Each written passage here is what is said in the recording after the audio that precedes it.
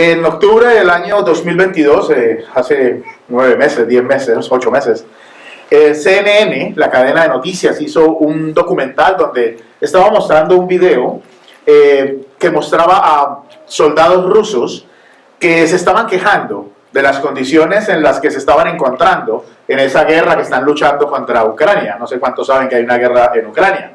Y en el documental estos soldados estaban atrincherados, pero a su vez estos soldados estaban desanimados porque no tenían ni las armas ni las municiones suficientes para continuar esa lucha que estaban teniendo. Y esto, claro, desató una gran polémica y surgió una pregunta, y la pregunta era: ¿qué hace que un soldado pierda su voluntad de luchar? Y otro soldado norteamericano, ya veterano en la guerra, y que ahora es un especialista en seguridad internacional en los Estados Unidos, llegó a la conclusión de que hay diferentes causas por las cuales un soldado puede ver afectado su desarrollo en medio de una batalla. Una de ellas es, por ejemplo, que pueda perder la fe en la causa por la cual está batallando, y es porque no le encuentra ya el sentido a esa lucha. Otra puede ser que pierde la fe en sus líderes, no siente el apoyo de las personas que los han enviado a luchar, como era el caso de no tenían ni las armas ni las municiones. Pueden perder o sentir que pierden el respaldo de su país, no encuentran ánimo de parte de las personas por las cuales ellos están luchando. Y al igual que estos soldados, queridos hermanos, nosotros los creyentes estamos en una guerra sin cuartel. O sea, nos cansamos de decírselo porque es una realidad. Estamos en una guerra y cada día usted y yo estamos librando una batalla en el mundo espiritual.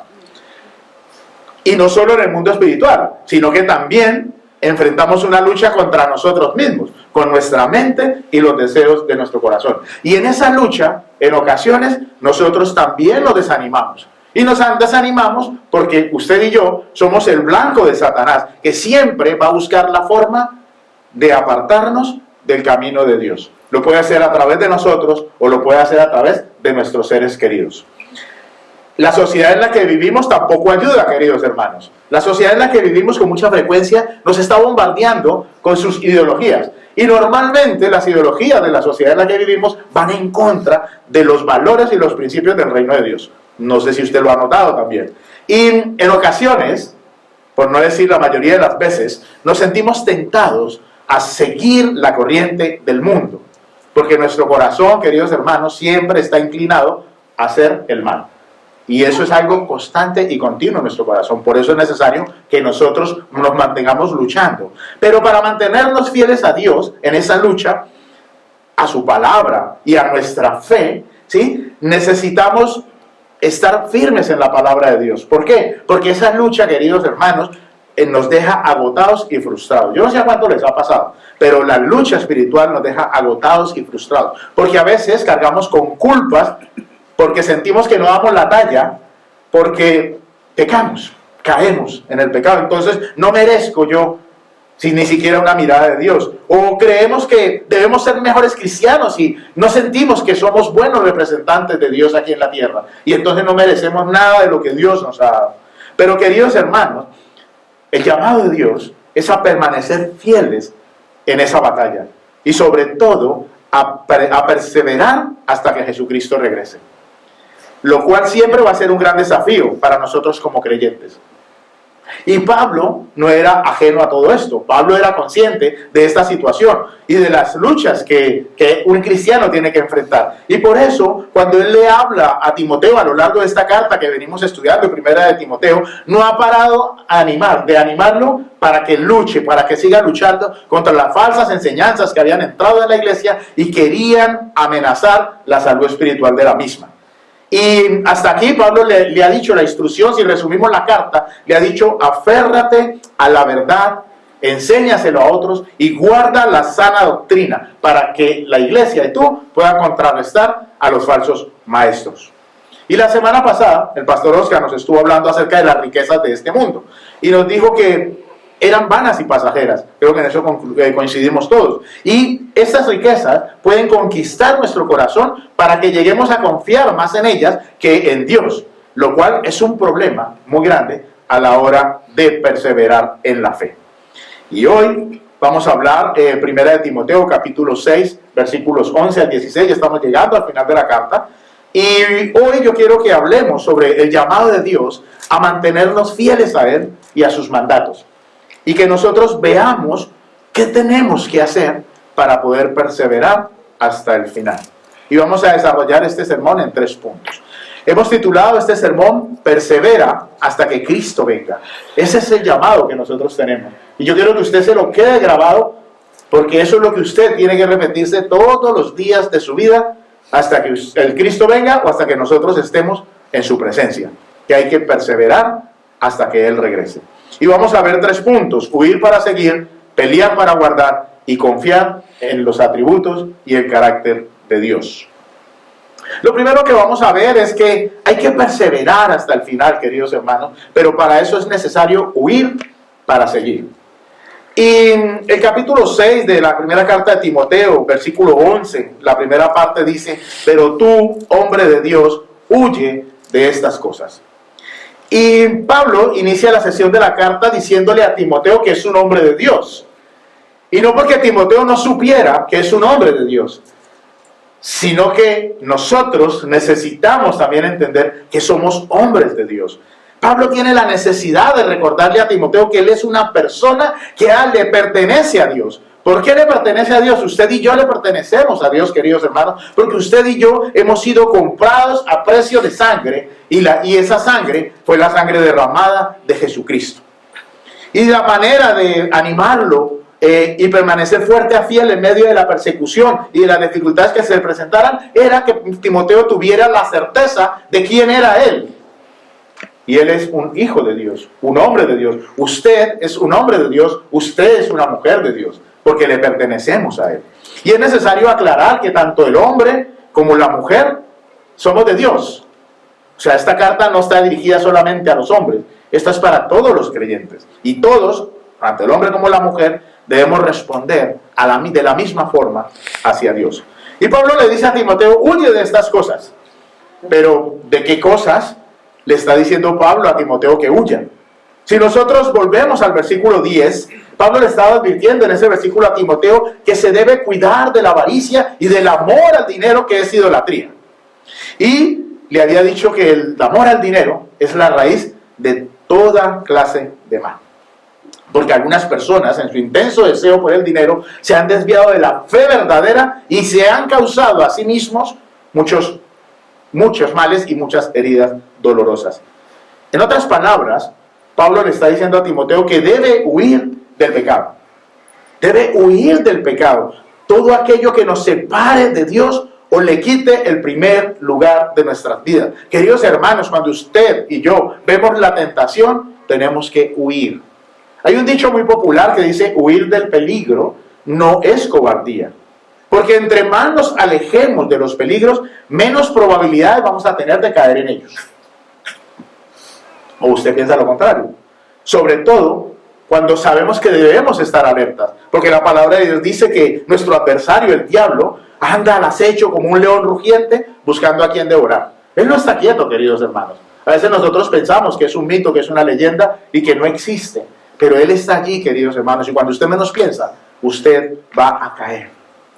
Por eso en la parábola del sembrador, en Mateo 13, Jesús explicando el significado de esta parábola, dice: las semillas que cayeron entre los espinos representan a los que oyen la palabra de Dios, pero muy pronto el mensaje queda desplazado por las preocupaciones de esta vida y el atractivo de las riquezas, que no produce ningún fruto. Querida iglesia, queridos hermanos, si nuestro corazón se desvía y se va detrás de las preocupaciones de este mundo y el engaño que esconden los pecados, la palabra de Dios jamás va a producir fruto en nuestra vida. Si usted lleva en el Evangelio muchos años y usted no ve su vida cambiada, queridos hermanos, es para que nos examinemos. Porque la palabra de Dios es clara. Y lo que impide que nosotros demos fruto, precisamente es porque estamos en otra cosa. Estamos en otra cosa. Pero nosotros vemos la tentación y estamos a punto de pecar y no corremos, no huimos. ¿Por qué? ¿Por qué no huimos? Si vemos que el camino nos va a llevar hacia la perdición. Si nosotros vamos caminando en la calle una calle oscura y más adelante nosotros vemos un grupo de 10, 12 personas que vienen todos así como en una pandilla con bates de béisbol, cuchillos, usted va a seguir, querido hermano. ¿Usted qué va a decir? No, todo lo puedo en Cristo que me fortalece, va utilizando mal el pasaje y va a decir, no, es que yo aquí soy el superhéroe, a mí no me va a pasar nada. Queridos hermanos, ante el peligro, nosotros debemos huir. Pero no lo hacemos. Y quizás porque estamos cómodos con nuestra situación, aunque sabemos que el fin que nos espera no es bueno. Pero bueno, estoy cómodo. O nos gusta tener otros ídolos en los cuales depositar nuestra confianza, como por ejemplo el dinero, las cosas materiales, nuestro conocimiento, nuestra profesión, nuestra familia. No, es que yo para eso estudié, entonces yo no necesito de Dios. O sencillamente no huimos por complacer a nuestros cónyuges y evitar tensiones de relaciones, que yo no me quiero pelear con él o con ella, y entonces, bueno, pues entonces voy a terminar participando en cosas que no le agradan a Dios, para que él o ella no se enojen.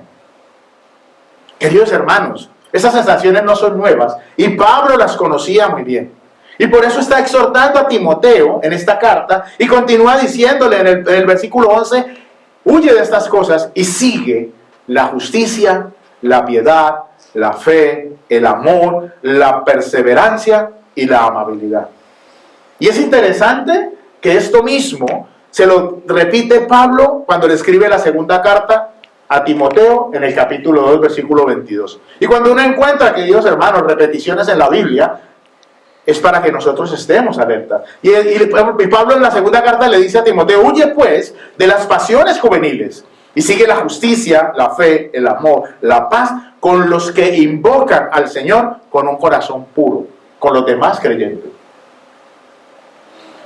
Y en contraste al huir, tenemos que huir, ¿sí? Pero Pablo le está diciendo a Timoteo que siga varios aspectos que tienen que ver con su carácter.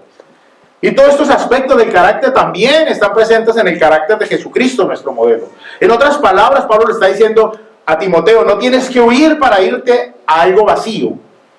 Entonces huye y sigue como estás. No, huye, pero lo que tienes que seguir es algo mayor. Tienes que ir detrás de algo mayor. Y ese algo mayor es Jesucristo. Porque es en Jesucristo, queridos hermanos, que se resumen todos estos rasgos de carácter. Es en la obra de Cristo y del Espíritu Santo que nosotros podemos vivir una vida que le agrade a Dios. De otra forma es imposible, porque hay una realidad, queridos hermanos, que usted y yo como creyentes también nos tenemos que grabar en este día. Y es que solo en Cristo vamos a poder llevar fruto. Separados de Él, no es posible. No es posible, queridos hermanos. Que usted está viviendo una vida de espaldas a Dios, o sea, no piense que usted va a dar frutos espirituales. La Biblia dice que no le podemos decir o pedir a una pera, que dé manzanas. No podemos. Usted siembra una pera y la pera le va a dar peras. No le va a dar manzanas. Porque, queridos hermanos, el carácter de una persona, nuestro carácter, es el resultado de nuestra actitud, de nuestros pensamientos, de nuestras intenciones y de nuestros deseos. Porque esas acciones que nosotros hacemos son fruto de lo que nosotros somos. De lo que nosotros somos. Entonces examine su carácter. Examínese las acciones que está usted haciendo. Examine lo que usted está hablando. Porque todo eso es fruto y es producto de lo que usted es. De lo que usted es. Y usted, hemos dicho ahora, que debe ser o es un hijo de Dios. Porque la formación del carácter que nos define como cristianos verdaderos en Cristo Jesús es el carácter que se evidencia en la forma que nosotros nos comportamos en nuestra cotidianidad, en nuestro día a día. Porque refleja, queridos hermanos, lo que hay de verdad en nuestro corazón. Usted aquí los domingos puede venir, gloria a Dios, aleluya, cantar con nosotros. Hermanos, que el Señor los bendiga. Tremenda la palabra del día de hoy, tremenda la alabanza. ¿Sí? Como dicen por allí, me ericé. Y de lunes a sábado usted vive su vida en desorden. Queridos hermanos, el carácter de Cristo debe estar evidente en nosotros todos los días. Por eso la Biblia dice que nuestro corazón, ¿sí?, refleja lo que es nosotros. De la abundancia del corazón habla la boca. Cuidar nuestro corazón porque de ahí mana la vida. Y la Biblia insiste tanto en que nosotros cuidemos el corazón, porque es en él que se gesta lo que nosotros somos. Y la formación del corazón produce o es producto como resultado de la renovación de Cristo en nosotros. Si su corazón, queridos hermanos, en los años que usted lleva en Cristo, no ha sido transformado, usted tiene un corazón de piedra. Por lo tanto, usted debe orar para que el Señor primeramente transforme su corazón en un corazón de carne, un corazón sensible a los mandatos y los principios de Dios. Porque de resto, queridos hermanos, va a pasar como la parábola del sembrador. Aquella semilla que cayó en la roca no produjo fruto, porque no encontró dónde arraigarse. Así como nos cuesta huir del pecado, también tenemos problemas para seguir lo que representa a Cristo. Quizás uno de los motivos por los cuales nosotros no seguimos al Señor es por orgullo. No reconocemos que necesitamos de Él. Yo no necesito de Dios. Con lo que yo sé, con lo que yo he ganado, con lo que tengo en el banco es suficiente.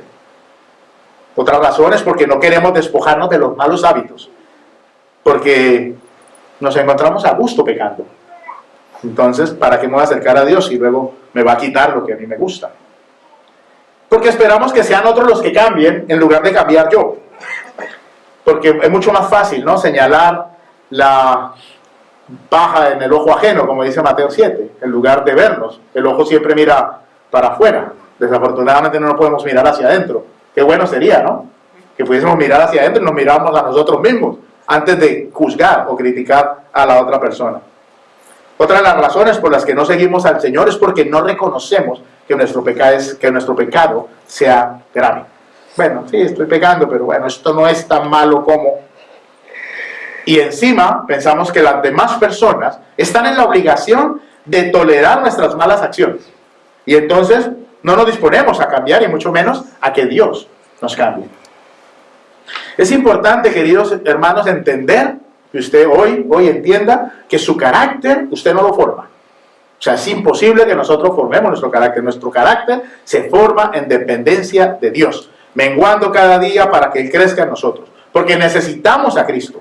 Porque sin Él es imposible reflejarlo en nuestro carácter. Si no tenemos a Cristo, ¿cómo vamos a reflejar a Cristo? Es imposible. Por eso, queridos hermanos, nuestra oración cada día es apelar a la gracia de Cristo, dejando que sea el Espíritu Santo el que nos renueve. Y de esa forma, una vez renovados, entonces usted va a poder huir del pecado y va a poder seguir todo lo que representa a Dios. El segundo punto es que para perseverar hasta el final es necesario pelear para guardar. 1 Timoteo capítulo 6, versículo 12 continúa diciendo: pelea la buena batalla de la fe, echa mano de la vida eterna a la cual fuiste llamado, de la que hiciste buena profesión en presencia de muchos testigos. Después de huir y seguir los aspectos del carácter de Cristo, ahora Timoteo es exhortado por Pablo, y Pablo le dice: pelea la buena batalla de la fe.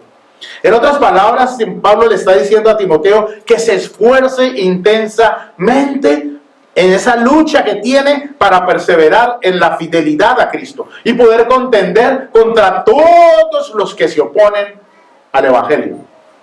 Contra todo lo que se opone al Evangelio.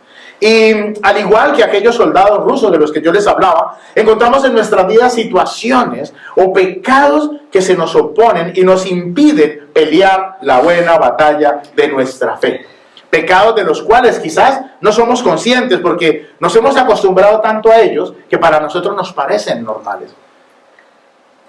Por ejemplo, no reconocemos el respaldo de Dios en nuestra vida porque depositamos nuestra confianza en otras cosas que no es Dios. Estamos temerosos de nuestro enemigo. Ay, qué miedo, sí, es que el diablo anda como león rugiente, qué miedo, yo no voy a salir a la calle. Hermano, desconocemos o dudamos que tenemos a un Dios todopoderoso que tiene cuidado de nosotros. Buscamos tener una vida cristiana sin compromisos, sin sacrificios, porque es más cómodo que otros hagan las cosas por mí. Entonces, hermanos, la mies es mucha, los obreros pocos. Sí, voy a orar para que el Señor mande obreros a la mies. Hermanos, los obreros están en la iglesia. Los obreros están en el cuerpo de Dios. Cuando los apóstoles necesitaban diáconos, ¿de dónde salieron? ¿Se fueron por las ciudades preguntando quién quería ser diácono? No. No, la Biblia dice que escogieron de entre ellos, entre los que estaban con ellos, personas para el servicio. Pero bueno, es más fácil, ¿no?, y cómodo que otros hagan las cosas por mí. Creer que no es necesario pelear. ¿Para qué voy a pelear si igual no hay una guerra? No hay una guerra. Pero la realidad, queridos hermanos, es que sí hay una guerra. Y aunque usted no quiera, usted se va a ver afectado por ella. Y si no, mire los países donde hay guerras. Hay muchas personas que no querían una guerra. Mas, sin embargo, son daños colaterales. Personas inocentes que han sido asesinadas, aunque no querían estar en la guerra. Jesús dijo que en el mundo vamos a tener aflicción. Esto implica que la vida cristiana no es fácil. Si a usted le dijeron, querido hermano, venga a Cristo porque la vida se le va a arreglar, lo engañaron. Lo engañaron. Venga porque se le van a acabar los problemas. Lo engañaron. Venga a Cristo para que su marido se convierta. Lo engañaron. O la engañaron. No, hermano. Jesús dijo, vamos a tener aflicción. Vamos a tener aflicción. Pero hay que perseverar. Hay que renunciar y tomar la cruz. Hay que renunciar y tomar la cruz. Pero el Señor no solo se quedó en que vamos a tener aflicción, sino que nos dijo que confiáramos en Él. Confiamos en Él, porque Él ya venció. Él ya hizo lo que le correspondía en esa cruz. Por eso nuestra confianza, queridos hermanos, debe estar en Él y no en las demás cosas. Porque no hay absolutamente nada, querido hermano, en este mundo creado que pueda reemplazar a Dios. Absolutamente nada. Pablo también le pide a Timoteo que en medio de esa en medio de esa lucha, se aferre a la palabra, a esa promesa que Dios le ha dado de la vida eterna, a la cual fue llamado. Y esto es lo que hace el Evangelio en nosotros, queridos hermanos. Llamar a los pecadores al arrepentimiento para alcanzar la vida eterna con Dios. ¿Usted ha escuchado por allí que Dios ama al pecador? ¿O no? Eso es mentira. Dios no ama al pecador. Dios ama al pecador que se arrepiente. Al pecador no lo ama. Dios ama a todos aquellos que, entendiendo su vida de pecado, se vuelven a Él. Y Él recibe a los pecadores arrepentidos y los empieza a amar. Pero Él no ama a los pecadores, porque Él no tiene comunión con el pecado. Queridos hermanos, nosotros tenemos que poner nuestra mirada en las cosas de arriba y no en las cosas de esta tierra. Porque usted y yo, cuando decidimos venir a Cristo, usted y yo tomamos una decisión. Y yo no sé si usted lo sabe, pero usted tomó una decisión. Y es morir a lo que usted era. Y es un proceso. Yo no digo que esto es instantáneo. Esto no es como el microondas, en 2-3 minutos. No. Esto es un proceso. Pero, queridos hermanos, usted cada día debe ver que ese proceso avanza. Y que usted cada día es diferente a como era cuando vino a Cristo. Porque la vida que nosotros vivimos, no la vivimos en la carne, sino que la vivimos en Cristo, el Hijo de Dios. Pablo era un gran ejemplo de ese esfuerzo y de esa lucha constante. Y cuando nosotros leemos la carta a Colosenses, en el capítulo 1, versículo 28-29, por ejemplo, podemos encontrar a Pablo diciendo a él, hablando de Jesucristo, nosotros proclamamos amonestando a todos los hombres y enseñando a todos los hombres con toda sabiduría, a fin de poder presentar a todo hombre perfecto en Cristo. Y con este fin también trabajo, esforzándome según su poder, que obra poderosamente en mí. Queridos hermanos, Pablo nunca dijo que llegó. Pablo nunca dijo que llegó. ¿Y cuántos de nosotros quisiéramos ser como Pablo? Pablo, lo que hacía era esforzarse, trabajar en función del poder de Cristo que obraba en él. Y es por eso que él tiene la autoridad para decirle a Pablo y para decirle a todos los lectores de esta carta, en el día de hoy que la estamos leyendo, ¿sí?, que peleemos la buena batalla de nuestra fe. Y que tenemos que tener presente, ¿sí?, aquella confesión de fe que hicimos delante de testigos de ser seguidores de Cristo. Hermano, si usted se denomina un cristiano, usted debe pelear la buena batalla de la fe. Y es por eso que continúa diciéndole en los versículos 13 y 14 de la carta primera de Timoteo 6, te mando delante de Dios que da vida a todas las cosas y de Cristo Jesús, que dio testimonio de la buena profesión delante de Poncio Pilato, que guardas el mandamiento sin mancha ni reproche hasta la manifestación de nuestro Señor Jesucristo. Nosotros en estos versículos, queridos hermanos, en estos dos, vemos a Pablo dándole una instrucción a Timoteo muy clara. Y a mí me causa, ¿sí?, asombro y me parece más que interesante que esa instrucción se la dé en presencia de Dios y de Jesucristo, ¿sí? Y es como que si Pablo estuviese poniendo a Dios y a Jesucristo como testigos del encargo que le está dando a Timoteo. Y es como que si estuviese diciendo: Timoteo, yo te estoy diciendo esto delante de Dios y de Cristo, porque ellos son los que te van a juzgar en tu obediencia o en tu desobediencia. O sea, no yo. Por eso los pongo a ellos como testigos de que yo estoy haciendo lo que tengo que hacer, y es transmitirte la palabra de Dios. Y es lo que yo hago en esta mañana, queridos hermanos. Yo no hablo porque yo quisiera hablarles estas cosas. Nosotros predicamos la Biblia, y esta es la palabra de Dios. Y está Dios y Cristo de testigo que yo les estoy hablando también estas cosas. Nuestro Señor Jesucristo ante Pilato dio testimonio de su buena profesión. Él nunca negó lo que era. Y en ese testimonio, queridos hermanos, el testimonio de Cristo ante Pilato, esa es la base de nuestra confesión de fe. Por eso, en el versículo 14, Pablo le ordena a Timoteo que guarde el mandamiento sin mancha ni reproche hasta la manifestación de nuestro Señor Jesucristo. Este mandamiento ha de ser guardado, preservado y protegido sin mácula ni reprensión. Sin mácula ni reprensión. Pero, ¿a qué mandamiento se está refiriendo Pablo? Porque no le está dando ninguno.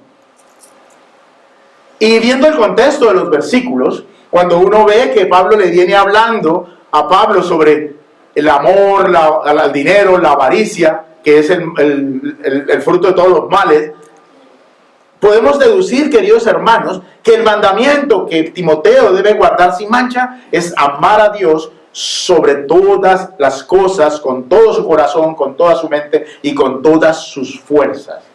Que ese es el primer mandamiento y el gran mandamiento en el cual Jesucristo resumió todos los demás: y amar a vuestro prójimo como a ti mismo. Este mandamiento, queridos hermanos, de amar a Dios sobre todas las cosas debe ser guardado con la misma pureza que fue dada y modelado por quien lo dio. En la misma pureza en que Cristo lo dijo, nosotros debemos mantenerlo en nosotros. Porque, querida iglesia, la idolatría de nuestro corazón siempre nos va a inclinar a quitar a Dios del primer lugar. Queridos hermanos, somos expertos en poner ídolos. Nos encantan los ídolos. Otra cosa que adorar excepto a Dios: la televisión, las redes sociales, nuestra familia, el dinero en el banco. O sea, somos expertos en inventar. Y el mundo, la sociedad nos está levantando ídolos constantemente para que nosotros los podamos adorar. Pero Dios, queridos hermanos, Dios es imposible de reemplazar. Es imposible de reemplazar. Y quizás usted puede encontrar cosas que muy fácilmente pueden ocupar en su vida el lugar de Dios. Y eso le pasa porque usted no está estudiando la palabra de Dios. Porque si usted estudiara la palabra de Dios, usted estaría siendo confrontado con ella todos los días. Y entonces usted no tendría cabida para otra cosa que no fuera Dios. Entonces, si usted tiene ídolos en su vida, si usted está adorando otras cosas más que a Dios, entonces lo primero que usted debe hacer es empezar a estudiar la palabra de Dios. Porque es en la palabra de Dios que usted va a encontrar la exhortación. Y entonces allí es donde cobra valor la vida en comunidad, el ministerio mutuo, congregarse, el tiempo que nosotros pasamos en intimidad con Dios a solas. Porque es en esa intimidad, queridos hermanos, que cuando nosotros estudiamos la palabra de Dios, que Dios a través de su Espíritu Santo nos habla y nos dice, nos confronta y nos muestra cuáles son los ídolos que nosotros debemos quitar de nuestra vida. Y es muy interesante también que Pablo no solo le dice a Timoteo que guarde ese mandamiento, sino que le dice hasta cuándo. Y es: guarda el mandamiento del Señor hasta la manifestación de Jesucristo. Sea hasta que Él venga por segunda vez, o sea hasta que nos llame a su presencia. Queridos hermanos, usted y yo estamos llamados a pelear constantemente. Estamos en una guerra, pero tenemos que pelear recordando que nuestras armas no son carnales. Nuestras armas no son carnales, nuestras armas son espirituales y poderosas en Dios. Pero son poderosas en Dios, no poderosas en nosotros. Porque si nosotros no tenemos esto en claro, nosotros no vamos a poder guardar ese gran mandamiento. Pero si nosotros, queridos hermanos, ponemos a Dios en primer lugar y lo amamos sobre todas las cosas y logramos que Jesucristo sea el centro de nuestra vida, entonces usted y yo vamos a poder perseverar hasta el final. De lo contrario va a ser imposible. El tercero y último punto es que para perseverar hasta el final es necesario confiar en los atributos y el carácter de Dios. Si Dios espera que como creyentes nosotros huyamos de todo lo que nos aleja de Él y que sigamos los aspectos de su carácter, que nosotros peleemos la buena batalla de la fe y que guardemos el gran mandamiento, ¿sí? Hasta que Jesucristo venga, entonces vendría la pregunta, ¿no? ¿Y entonces cómo lo hago? Si no es en mis fuerzas, entonces ¿cómo lo hago? Pero antes de responder esta pregunta, vamos a leer los versículos 15 y 16. Primera Timoteo 6, versículos 15 y 16. La cual manifestará a su debido tiempo el bienaventurado y único soberano, el Rey de reyes y Señor de señores, el único que tiene inmortalidad y habita en la luz inaccesible, a quien ningún hombre ha visto ni puede ver. A Él sea la gloria, la honra y el dominio eterno. Amén. Cuando nosotros analizamos el marco de la carta, ¿sí? Nosotros vemos la carta como un sándwich. El comienzo de la carta, en el capítulo 1, Pablo menciona los atributos de Dios en torno a la primera venida de Cristo, la encarnación, ¿sí? Y el final de la carta, Pablo vuelve a mencionar estos atributos y estos aspectos del carácter de Dios, pero en torno a su segunda venida, ¿sí? Entonces el principio y el final, es como un sándwich. Y podemos ver que en medio de este sándwich, en medio de esta carta, nosotros encontramos las instrucciones dadas a Timoteo por parte de Pablo, ¿sí? Para que la iglesia y él puedan realizar el ministerio y crezcan espiritualmente sanos. Esto sugiere entonces, queridos hermanos, viendo esa figura del sándwich, que el ministerio de la iglesia, para que sea efectivo, los ojos deben estar puestos en Dios. Debemos como cristianos, como creyentes, tener una visión clara de quién es Dios, de sus atributos y de los aspectos de su carácter. Si nosotros no tenemos esa visión clara, queridos hermanos, para nosotros va a ser muy difícil hacer lo que el Señor nos ha mandado. Porque cuando nosotros reconocemos que Jesucristo es el Señor de nuestra vida, entonces toda nuestra vida va a empezar a ser dirigida por el Espíritu Santo, para que hagamos la voluntad de Dios y no la nuestra. Porque es a través del Espíritu Santo que Dios nos da a conocer sus atributos y su carácter. Cuando usted y yo entendemos la soberanía de Dios, entendemos que Dios tiene el poder y toda la fuerza, y que es Él quien gobierna todo el universo, desde su trono ocupado en el cielo. Entonces, usted y yo nos animamos a pelear esta batalla de la fe, porque entendemos que no estamos solos, a pesar de las oposiciones y las tribulaciones que se nos presentan. Porque como leímos hace un momento, no va a ser fácil. Vamos a tener aflicciones, claro que las vamos a tener. Pero cuando nosotros descansamos en la soberanía de Dios y entendemos que es Él quien tiene el control absoluto sobre todas las cosas y que Él es el Todopoderoso, que fue capaz de derrotar a la muerte, usted y yo caminamos confiados. Caminamos confiados y peleamos nuestra batalla de la fe. Sabemos que está con nosotros. Como leíamos en el Salmo, que desde el comienzo, aunque un ejército acampe contra nosotros, nuestro corazón va a estar confiado, queridos hermanos. Va a estar confiado. No importa lo que se nos venga, no importa la situación que usted pueda estar pasando, por muy dura que le parezca, querido hermano. Por muy duro que le parezca. Dios está con usted. Dios está contra nosotros. Jesús es el Dios hecho hombre. El verdaderamente inmortal, venció la muerte. Dios no tiene principio ni tiene fin. Con una gloria tan maravillosa que si se revelara completamente, haría caer muerto fulminantemente a cualquier ser humano. Porque la gloria de Dios es inaccesible. pero no porque no haya nada que ver allí, sino que hay tanto, demasiado que ver, y nos podría consumir. Por eso el Señor no muestra su gloria. Por eso orar para ver la gloria del Señor es una osadía. Recordemos que el reino de Dios no es de este mundo, y por eso la majestad del hombre se desvanece por completo en comparación con la gloria de Jesús. Cuando nosotros, como cantábamos ahora, es que, su nombre es santo, queridos hermanos. Cuando nosotros entendemos la majestad de Dios, la grandeza de Dios, usted y yo quedamos pequeñitos. Y esa humildad en nosotros es la que nos hace reconocer que necesitamos seguir las manifestaciones del fruto del Espíritu Santo evidenciadas en nuestro carácter. Lo necesitamos, queridos hermanos. Usted debe abundar en paz, usted debe abundar en paciencia, usted debe abundar en amor, en benignidad, en gozo. Usted debe abundar en todas las manifestaciones del fruto del Espíritu Santo. Porque, queridos hermanos, si usted no abunda en ellas, entonces usted no está dejando que el Espíritu Santo haga su obra, porque Él va a hacer la obra. Cuando pensamos en el Dios invisible, y que en cada momento nuestra vida transcurre bajo su plena visión, puede ser un motivo de consuelo para todos, ¿no? Sabiendo que Dios nos está viendo y está mirando nuestra aflicción. Pero también debería ser un motivo de alerta, sobre todo cuando se nos presentan las tentaciones y el pecado. Porque la mayoría de nuestros pecados ocurren, queridos hermanos, porque pensamos que Dios no nos está viendo. Pensamos que Dios no nos está viendo.